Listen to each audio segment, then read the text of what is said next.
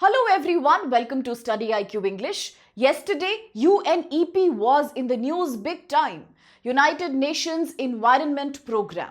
Why? Because it has released the 2025 Adaptation Gap Report called AGR Report. Among other things, the report has highlighted a very big concern.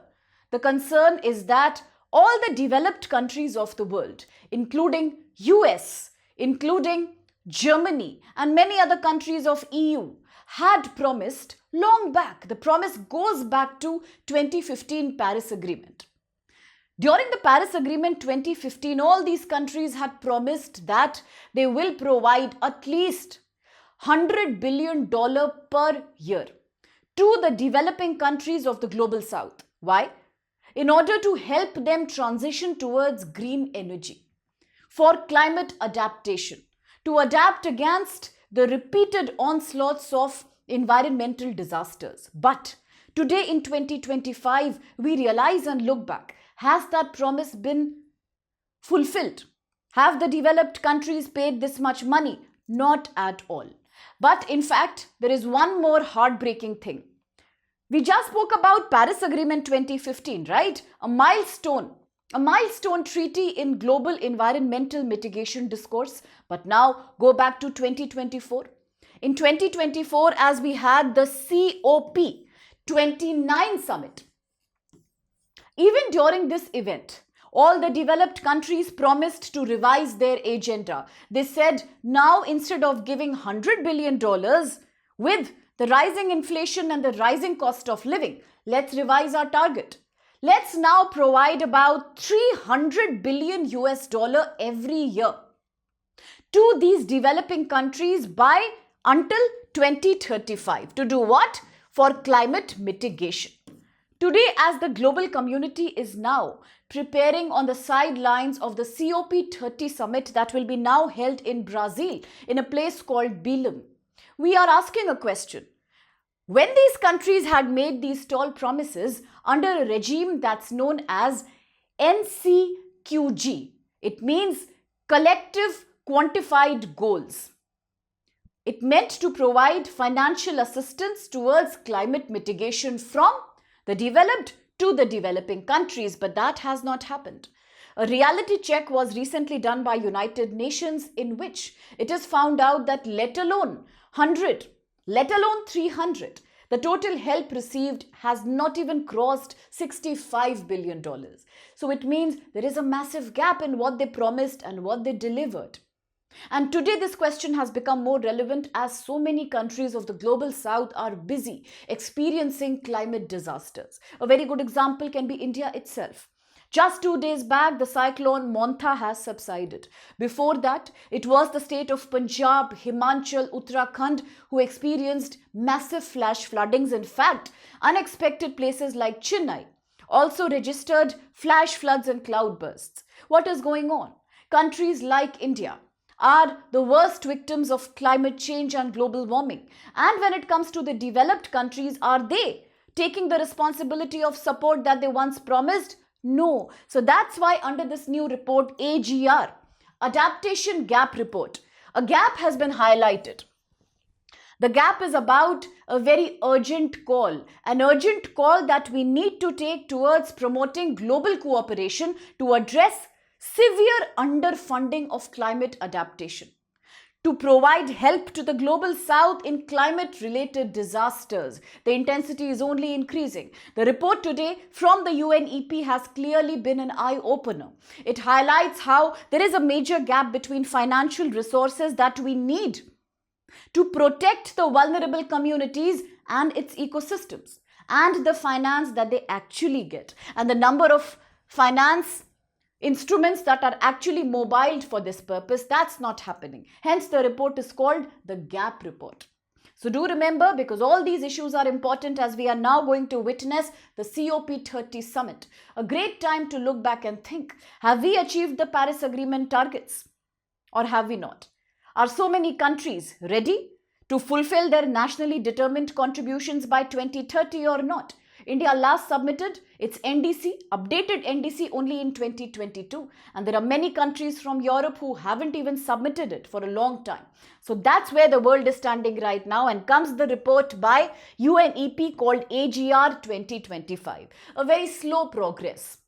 A very sluggish progress towards adaptation. There is a need to fill this gap through planning, implementation of promises, particularly across developing nations, mostly the Latin America, Asia, West Asia and Africa.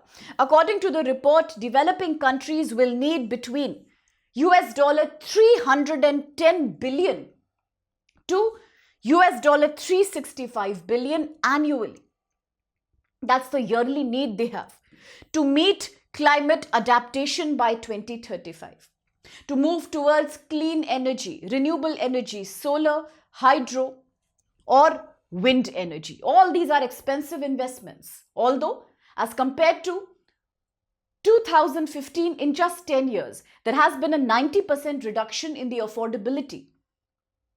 90% reduction in the total cost of solar energy. It's way more affordable now. But still, when you talk about investing in solar energy, or when you talk about shifting towards wind turbines, all these need battery manufacture, and all that needs rare earth element. Again, a key point of contention right now between China and America. Okay, so the report also reflects there is a growing frequency and intensity of climate disasters like floods. Who other than us in India understands that, having seen so many cloudburst events in the last 2 years, 24 and 2025. Cyclones, heat waves, slow onset of drought, desertification. Talking of desertification, much recently the Aravalli mountain range was in the news too. It was reported that the Aravallis and the nearby areas right up till the NCR and its outskirts, they experience a complete denudation of land, soil erosion, and hence a slow desertification is already underway right now in that area. And the sea level rise. Now, the sea level rise was also very popularly spoken about, as we discussed. 1, the Great Nicobar Island, and 2, as the United Nations said, it is the littoral islands, the small island countries which are fearing today. Their existence is under threat because the sea level has already risen by about 4 millimeters in just the past few years. Then these only increasing events need financial support, but there seems to be no such regular financial support, and these vulnerable communities need to adapt to climate change. Now what is happening? The climate change and disasters are happening at a faster rate, and adaptation and funding are not happening at the same rate, creating vulnerability, displacement. The number of people across the world who have now become climate-induced refugees is again on the rise. Yes, absolutely, it feeds into the political debate about immigration, whether it be about America's first policy, the anti-immigration attitude showed by countries like Italy, Germany, France. Everywhere the same thing is visible. Most of these people coming from sub-Saharan regions are victims of climate-induced displacement.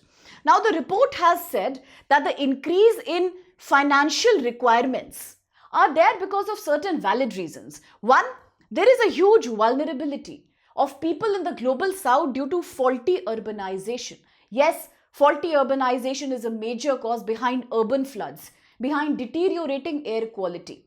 A debate that we just were having around the Diwali festival, when the air quality was extremely poor. The government also highlighted how the stubble burning, the paddy stalk burning has also become more frequent as compared to the last few years. So faulty urbanization, ecological degradation, deforestation. I mean, just look at the Great Nicobar project. Today, the people are asking the Indian government, by removing hectares of forest in the Great Nicobar Island, do you really think it is possible under CAMPA, Compensatory Afforestation Initiative, to provide for some kind of supplementary afforestation somewhere else to make up for that? I don't think it's possible.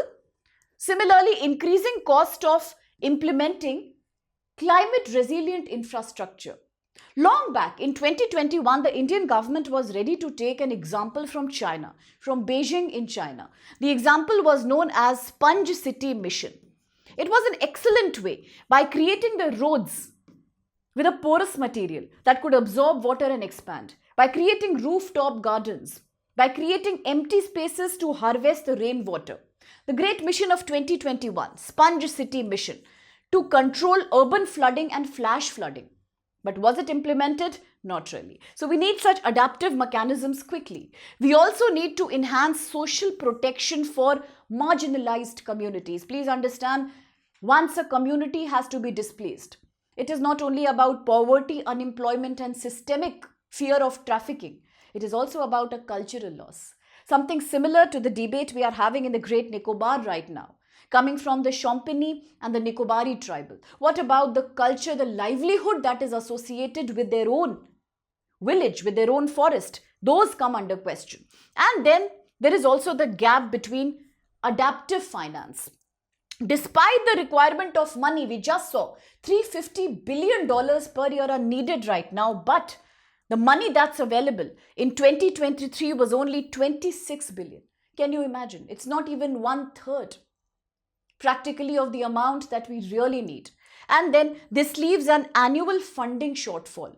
Yes, there is a lack of money to ensure climate adaptation, a gap of about $284 to $399 billion. And the gap alone is one of the most important challenges that are determining climate policy today in 2025. Okay, and talking about the Glasgow Climate Report, the Glasgow Climate Pact of 2021, it had created a very clear goal of doubling the 2019 level of adaptation finance. It said whatever money was being given by developed countries in 2019 will only be doubled now. It will be doubled by 2025. It will be increased to at least $40 billion. But the target is not met, and according to United Nations, the target will mostly not be met. So once again, the question of NCQG, new collective quantified goal, the amount of money that should come from developed to developing nations, but that's not coming. The promise was back in 2024 during COP29, $300 billion annual dollars. But in reality, you just saw how insufficient that is. So without money, change towards green energy is difficult. Without money to take care of disaster management is equally difficult. So therefore, what does the UNEP recommend today? Does it say something? Yes. It says earlier, when the summit had happened during Conference of Parties 29, from then to now, as another COP30 is going to happen in Belém in Brazil, what we need to understand is that the developed countries have to rise up to their responsibility, and at least they have to push up this finance to USD 1.3 trillion annually by 2035. A revision of targets, a stronger implementation, plus enhancing, improving private sector participation. Currently, as of now, private sector contribution, the contribution coming from private companies, multinational companies, business houses across the world, when it comes to climate adaptation, is only $5 billion every year. That's annual. With improved government partnerships, with improved coordination and involvement, and better sharing of risk sharing mechanisms, it could be pushed up to USD $50 billion. That's US dollars 50 billion per year. And we also have to prioritize giving grants and concessions in terms of finance. For example, let's not put the burden of debt, let's not put the burden of borrowing on developing countries. If they want climate adaptation, let them not borrow money. That will only push them in chronic poverty and debt trap. They won't be able to repay that loan. So rather than doing that, it's much better to create non-debt instruments, such as give them grants, give them hands-holding training support, disaster management protocols, and concessional loans, very easy soft loans. That's the only way you can enable financial help for the global south as well as protect them against the vagaries of climate change. So that's the report of UNEP. And what's the report? The AGR 2025 report. Very important question for GS paper 3. Climate mitigation, global warming, disaster management. Quick question. With reference to the United Nations Environmental Programme's Adaptation Gap Report 25, look at these statements here. One, the report says developing countries will need between USD 310 billion and 365 billion annually by 2035, that's in 10 years from now, to finance their climate adaptation needs to the Glasgow Climate Pact of 2021, targeted doubling the amount of money that comes as climate finance to 40 billion by 2025, and this is very unlikely to be achieved. And 3, the report also says the Baku to Belém roadmap is important. Today, as we head towards COP30 in Brazil, Belém, let's revise our targets, and now let's understand that developing countries need a support of about 1.3 trillion US dollar annually by 2035. That's the need for climate adaptation. Which of these statements, according to you, are correct? Let me know in the answer box, but not just the answer. You can also share your non-political viewpoints here. Any observation, any recommendation, any small individual effort that you think can make a huge difference.